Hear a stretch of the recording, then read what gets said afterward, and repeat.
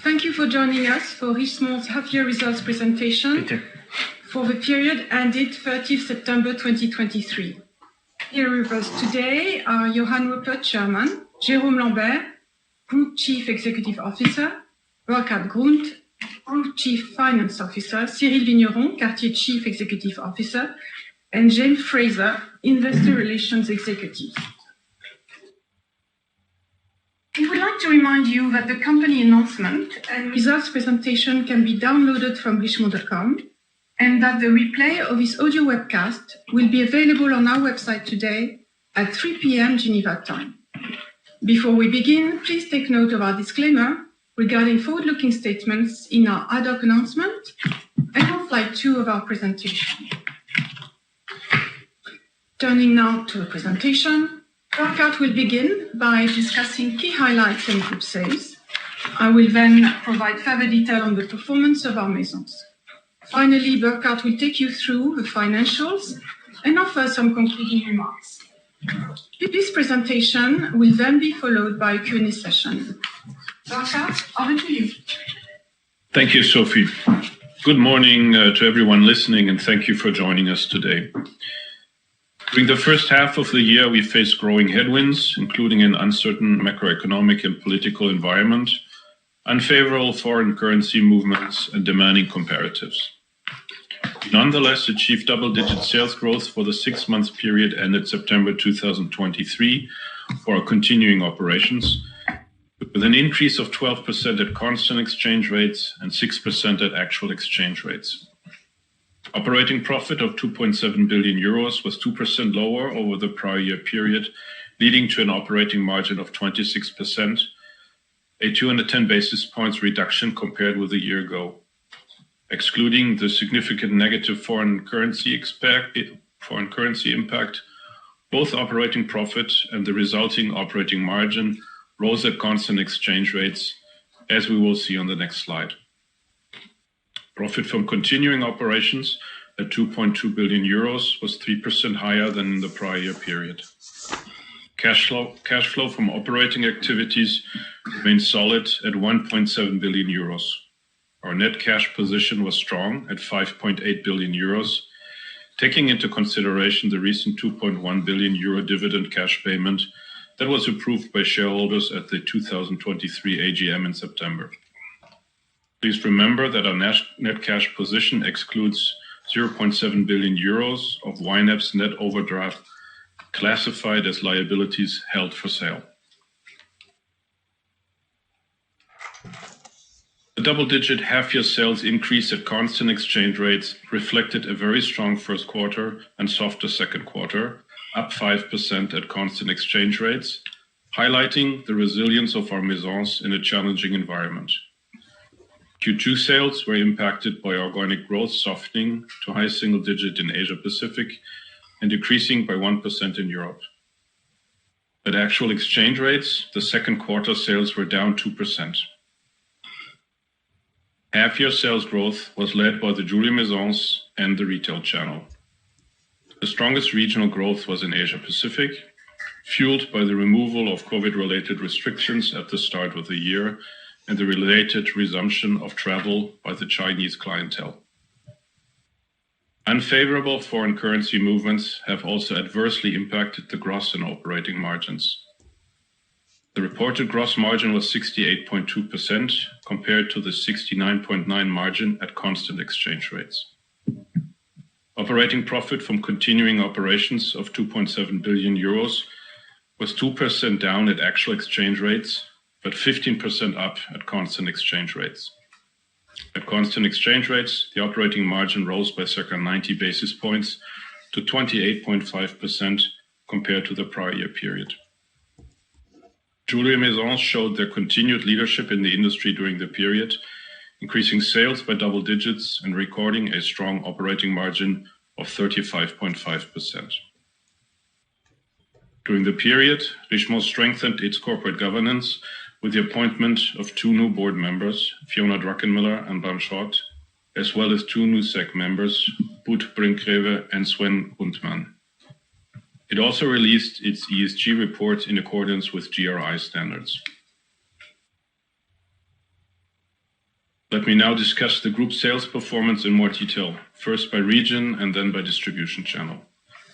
Unless otherwise stated, all comments refer to year-on-year changes at constant exchange rates. All regions posted growth with varied strength, led by Asia Pacific, where sales increased by 23%, making this region the largest contributor to the group sales increase.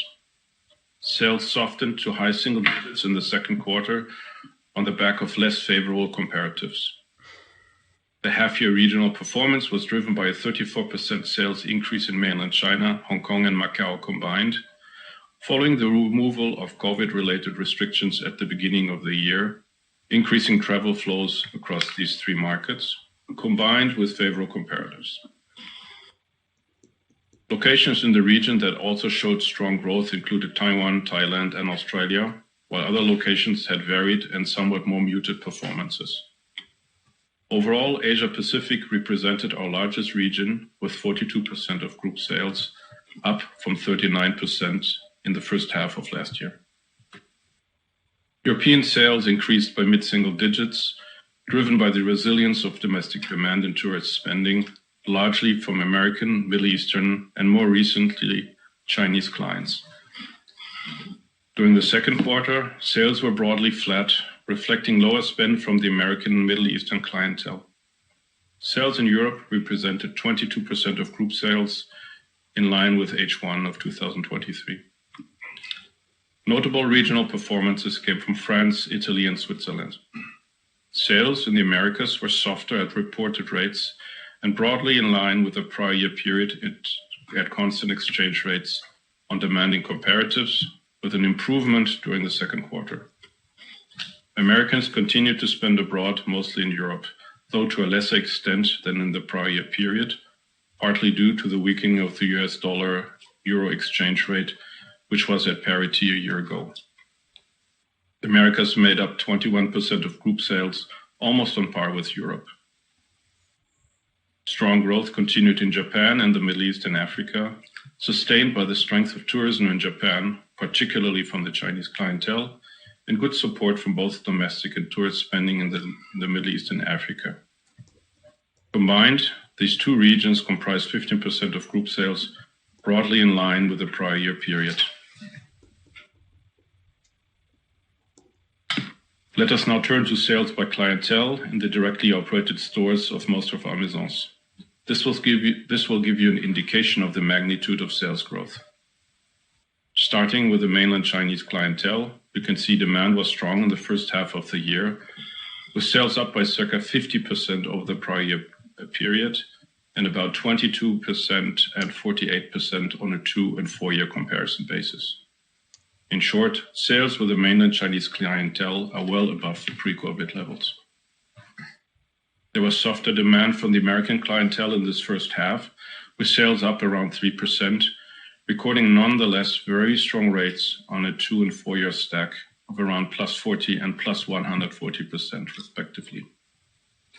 The European clientele proved resilient, with sales rising by about 8% over the prior year period and up almost 50% and 120% on a 2- and 4-year comparison basis. Note that the overwhelming majority of the spend by Europeans was domestic. The share of tourism-related sales has nonetheless continued to increase, reaching now approximately 1/4 of group sales, driven by the resumption of Chinese spend outside mainland China, with most purchases being made within Asia. Let us now turn to sales by distribution channel. Retail sales represented 69% of group sales, a 200 basis point increase over the prior year period. Retail enjoyed the largest increase among the distribution channels at +16%, with double-digit increases at the jewelry maisons and the specialist watchmakers, and growth in all regions. Sales benefited from a net increase of 27 store openings overall, most notably in Asia Pacific and the Americas, including the new Buccellati store in Macau and the Panerai store in Seoul. Online retail sales at 5% of group sales were 2% lower versus the prior year period. Performance varied by region, with higher sales in the Americas and the Middle East and Africa, and by business area, with moderate growth at the jewelry maisons and fashion and accessories maisons. Now moving to wholesale sales, which include sales to monobrand franchise partners and third-party multi-brand retail partners, sales to agents, and royalty income. Sales in the channel represented 26% of group sales compared to 27% a year ago. Wholesale sales increased by 5%, led by double-digit progression at the jewelry maisons and lower performance elsewhere. Sales growth was primarily driven by Asia Pacific and Japan. Direct-to-client sales, which represent sales in our directly operated stores and online retail sales, make up 74.1% of group sales, representing a 120 basis point increase over the same period a year ago. This increase reflected the strength of the retail channel overall and the continued retailization of the specialist watchmakers, where the direct-to-client sales rose by 500 basis points to 59%. Nonetheless, the jewelry maisons continued to post the highest DTC rate at 82%. Over to you, Sophie. Thank you, Burkhart. I will now review the business areas with all comparisons at actual rates. Let me start with the jewelry maisons, which include Buccellati, Cartier, and Van Cleef & Arpels. Sales increased by 10%, fueled by growth in most distribution channels and region-wise, driven by Asia Pacific with sales up 21%, followed by Europe with sales up 7%. Higher sales, improved gross margin, and good cost control led to a 5% increase in operating results, which reached 2.5 billion euros with a 35.5% operating margin. We continue to invest in the long-term future of the maisons, including into manufacturing capacity and capabilities and targeted investments into distribution. Communication expenses increased as well, notably linked to jewelry events. Here again, currencies weighed on results. At constant exchange rates, operating profit was up by 20% and the operating margin higher by 120 basis points. Let us now look at the main developments over the past 6 months. Good growth was seen across the main product lines. Iconic collections performed well along with other creative offers. In jewelry, these included the Clash, Grain de Café, and Trinity collections at Cartier, Fauna and Perlé at Van Cleef & Arpels, and Blossom and Opera Tulle at Buccellati. In watches, the performance came from Panthère, Temps Normal, and the Precious offer at Cartier, and Alhambra and Perlé at Van Cleef & Arpels. The creative designs and craftsmanship of our high jewelry collections have been rewarded with strong results across the 3 jewelry maisons, with noteworthy successes from Le Voyage Recommencé, Le Grand Tour, and Mosaico collections at Cartier, Van Cleef & Arpels, and Buccellati, respectively. The retail network was further upgraded with openings such as the new Buccellati store in Macau, the renovated Cartier store in Basel, and relocated Van Cleef & Arpels store on Canton Road in Hong Kong. 60% of Cartier stores are now under the new concept after 5 store renovations were completed, which included Nagoya and Riyadh. At the other jewelry maisons, renovations or extensions included Van Cleef & Arpels in Hawaii and Buccellati in Paris. To support the strong momentum in jewelry, production capacity is being enhanced, with new facilities being built, acquired, or recently completed between Italy, France, and Switzerland, and this across all 3 jewelry maisons. Finally, the Cartier Jewelry Institute opened its doors to reveal the craftsmanship involved in jewelry making and create interest among young people. In addition, Buccellati finalized an agreement with Scuola Orafa Ambrosiana to support the training of new apprentices and enable scholarships in goldsmithing.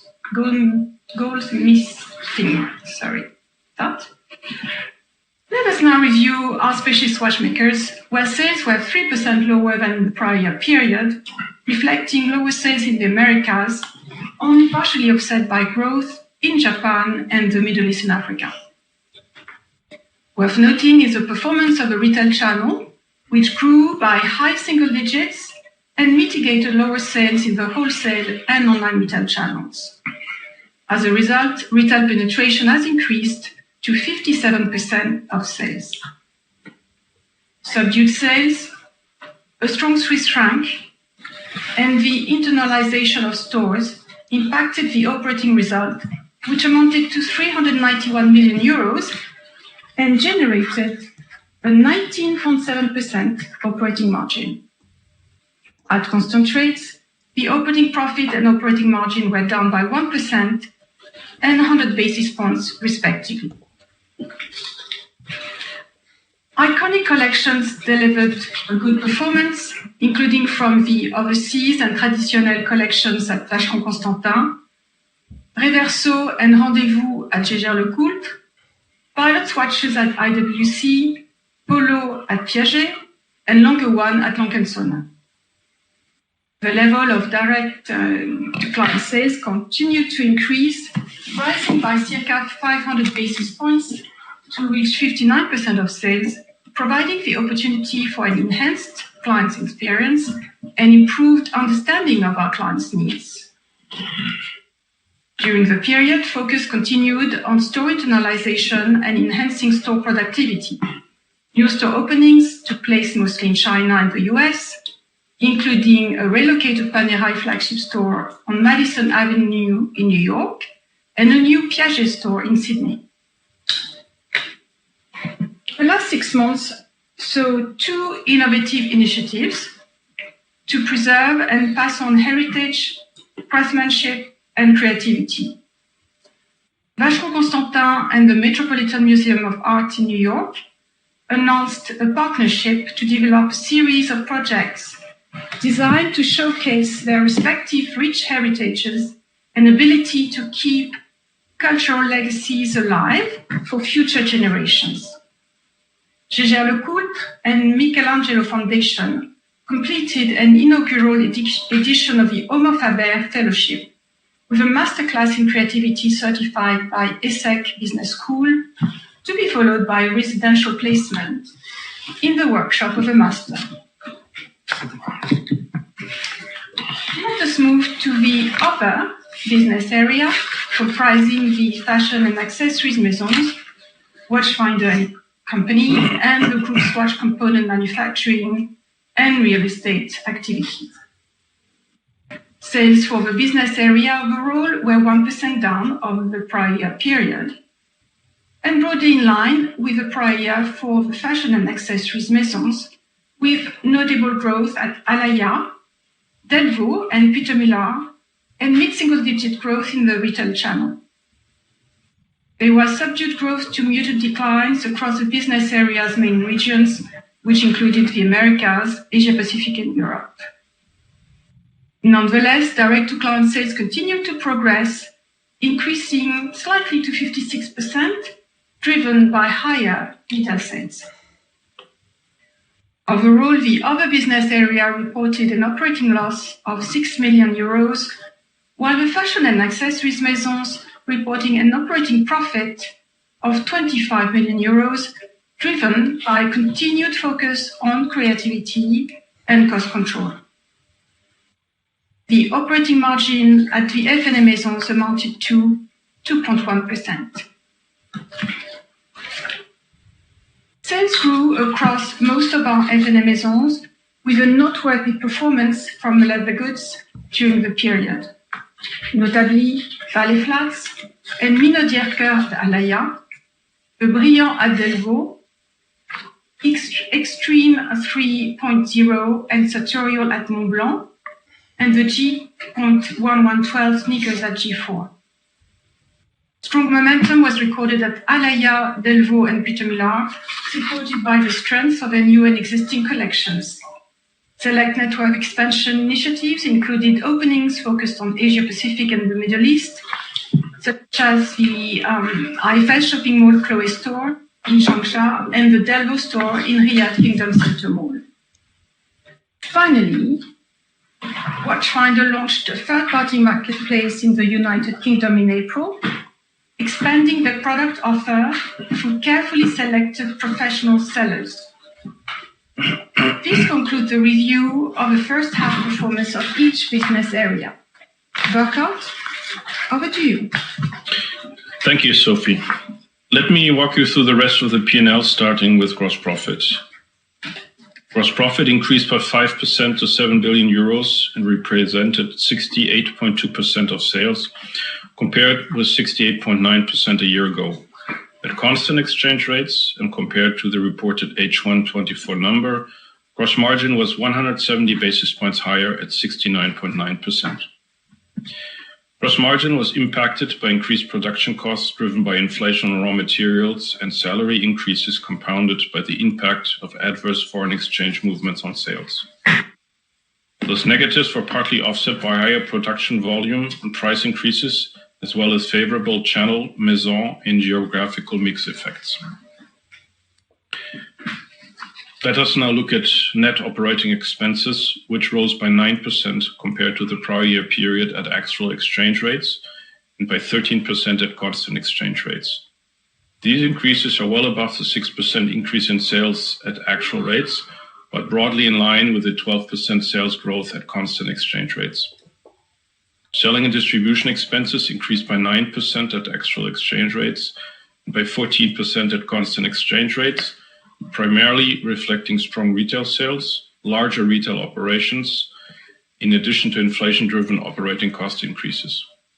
S&D expenses represented 23.4% of H124 sales, a 60 basis point increase compared to 22.8% a year ago.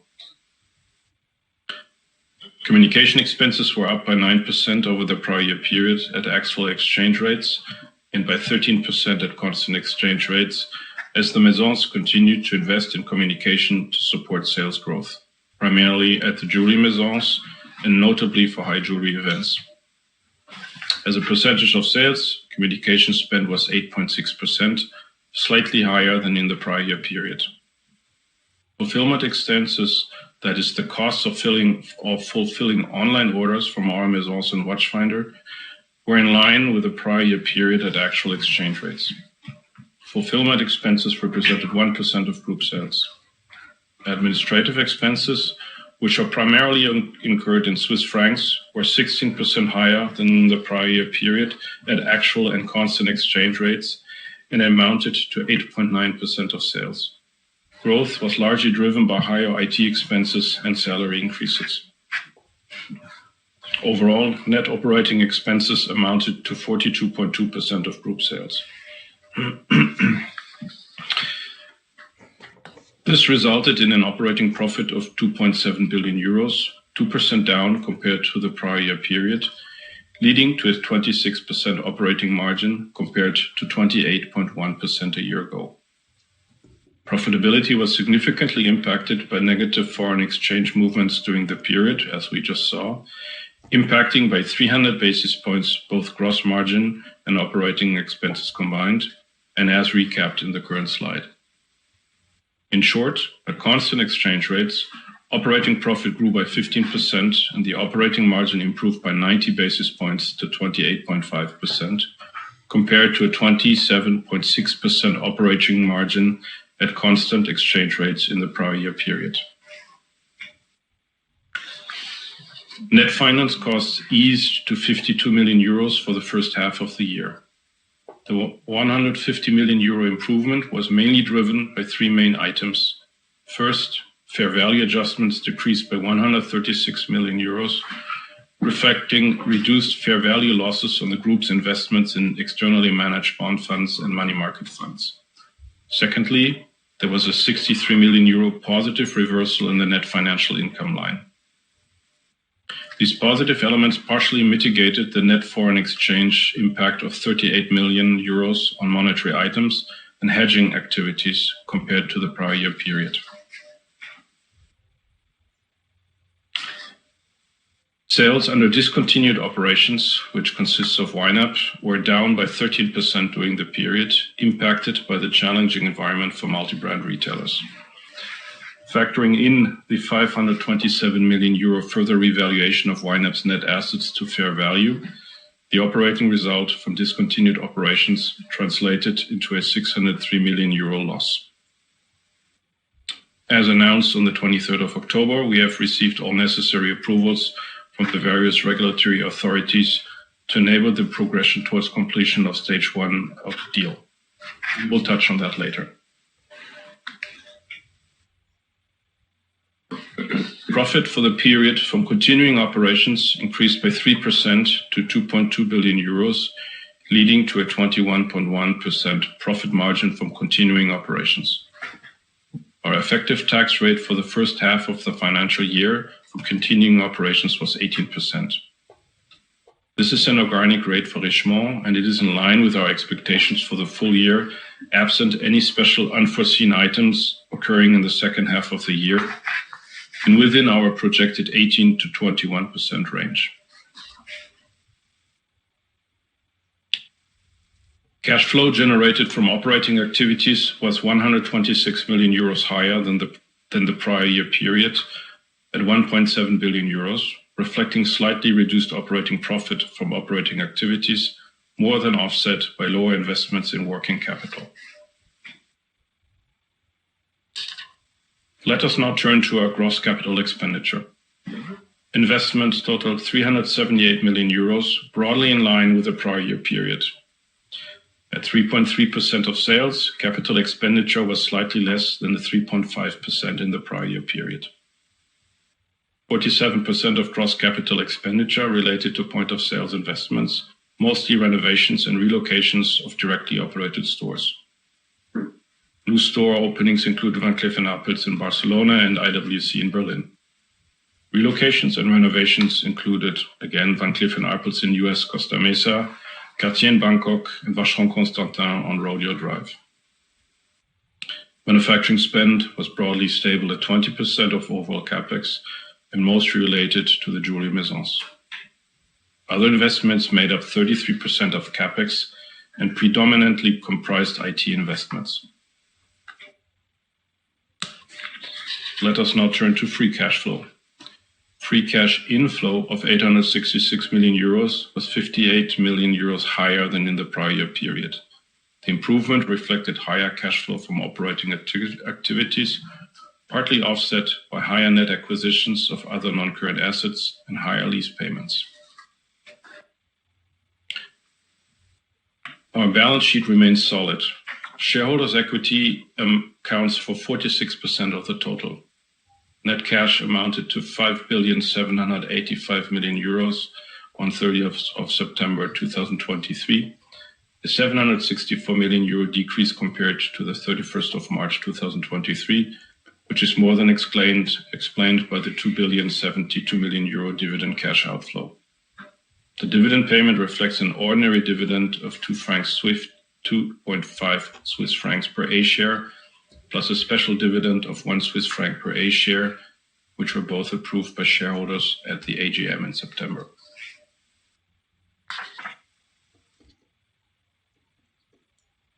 Let me now share an update on our ESG progress. Taking a compliance-driven approach, our 2023 ESG report, which we launched on the 2nd of June, is our first to have been fully prepared in accordance with the Global Reporting Initiatives, or GRI, standards. We have also increased the group's GRI disclosures significantly compared to last year, with a notable 40 quantitative indicators independently assured by PwC, as well as incorporating metrics underlying the Sustainalytics and CDP assessment methodologies. We have also published our EU taxonomy report for our Luxembourg-based Richemont International holding on our website, in compliance with the EU taxonomy regulations reporting requirements. This report provides clear and comparable information on our environmentally sustainable activities and investments in the European Union.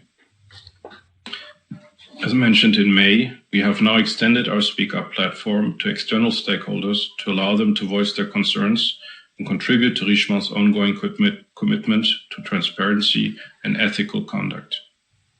As mentioned before, we have also strengthened our corporate governance with the appointment of 2 new board members with deep sustainability expertise. To embed ESG in our business strategy, we have recently established the internal Richemont Sustainability Academy to upskill our colleagues and best support our continuous improvement approach. All these initiatives have been recognized by the ESG rating agency Sustainalytics, with Richemont receiving an 11.3 risk rating score for its low risk exposure with a strong management labeling. This rating positions the group among the top 4% of more than 15,000 companies rated worldwide. Continue to work hard at nurturing the next generation of talent to ensure Richemont's long-term growth. Richemont owns and partners with a number of leading schools in the fields of luxury design, jewelry making, fine watchmaking, as well as luxury management courses to best prepare the leaders of tomorrow. You can see on the left-hand side of the table the schools we run, and on the right-hand side where we have built collaborations with academic partners. We also invest in an extensive apprenticeship program as part of our deep commitment to preserving special craftsmanship techniques requiring expert-level skills and experience that are difficult and take time to acquire.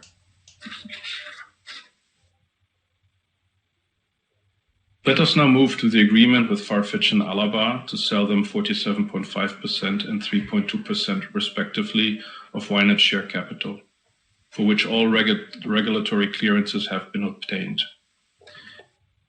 We are now working towards reaching completion of stage 1. Work is focused on reviewing the terms for certain Richemont maisons entering into Farfetch Platform Solutions, or FPS, and marketplace agreements to accelerate the luxury new retail ambitions. At completion of stage 1, Richemont will receive around 58.5 million of Farfetch Class A ordinary shares in exchange for 47.5% of YNAP.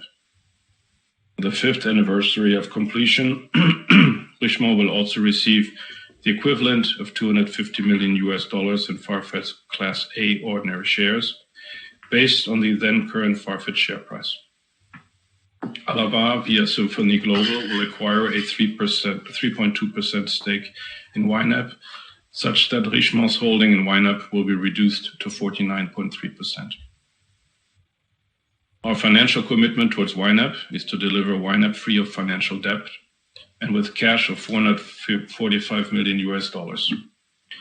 YNAP will use part of the cash to buy out its minorities immediately after completion, leaving it with circa 290 million US dollars of cash. Richemont will also make available to YNAP a committed credit facility for an additional 450 million US dollars for up to 10 years from the closing of stage 1 that YNAP may draw upon if needed, subject to certain conditions. We have no other financial commitments towards YNAP and no financial commitments towards Farfetch. When stage 1 is completed, we will proceed with the adoption of the Farfetch Platform Solutions to power the e-commerce operations of most of our maisons and of the 4 YNAP brands to shift to a hybrid 1P, 3P model. This will be gradually rolled out in the coming years, as there are many integration protocols that need to be put in place, including for connecting the maison's e-commerce operations in physical stores. Most of our maisons will also open e-concessions on the Farfetch marketplace, enabling another access point for our clients. More details will likely be provided at our fiscal year 24 results presentation in May. From closing of stage 1 to year 5, Farfetch can potentially acquire our 49.3% stake in YNAP via call option. In addition, Richemont could exercise its put options, hence sell its entire stake to Farfetch from year 3 to year 5, subject to YNAP achieving positive adjusted EBITDA in the 12-month period prior to exercise, as well in 3 or 4 quarters over that same 12-month period. In May 2020, we announced the creation of a shareholder loyalty scheme to mitigate the reduction of the dividend paid for the year ended March 2020 following the COVID outbreak. This enabled us to preserve cash at a time of great uncertainty, while providing loyal shareholders with the optionality to recoup all, and hopefully more than the then reduction in the dividend. As long as the share price on exercise day is above 67 Swiss franc, then it is worth exercising your warrants. Remember, 67 warrants are required to purchase one share at a price of 67 Swiss francs. The exercise period for the warrants, which were issued on the 27th of November 2020, is to very shortly, starting from the 20th of November at 9 a.m. Central European Time until the 22nd of November at noon Central European Time.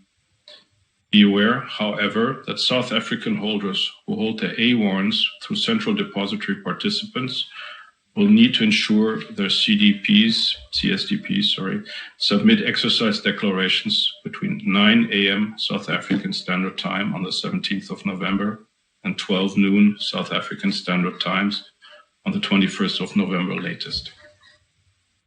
Warrants that are exercised, and at today's price they are of value and should be exercised, will be converted into A shares, leading to an increase in the overall share capital, details of which will be further announced and posted on the website on the 27th of November. Remember, the conversion of warrants into A shares is not automatic. If you do nothing, warrants will expire valueless and you will lose money.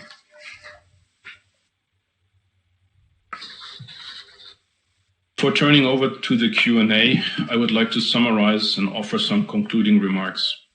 For the first half of this year, Richemont delivered good underlying operational and financial performance, notwithstanding the demanding comparatives of the prior year period, while also facing increasing headwinds in terms of geopolitical and economic uncertainties, as well as foreign exchange. Unfavorable foreign currency movements had a significant impact on sales, cost of goods sold, and operating expenses, giving our very strong base in Switzerland. At constant exchange rates, sales grew by double digits, following double-digit growth rates across all business areas and almost all regions in the prior year period. At constant exchange rates, operating profit increased by circa 15% and operating margin rose to 28.5%. The Jewelry Maisons remained the strongest business area, reporting double-digit sales growth and a strong operating margin. Having received unconditional clearance from all relevant antitrust authorities for the Farfetch and Alabba partnership with YNAP, we are now able to work on the completion of stage 1.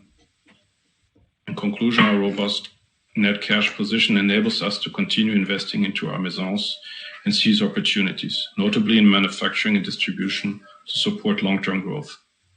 Our resilience and solid balance sheet also give us confidence in weathering the current economic and geopolitical uncertainties and being able to maintain our ambition of delivering sustainable long-term value to employees and shareholders. This concludes our presentation. Thank you for your attention. I will now hand back over to Sophie.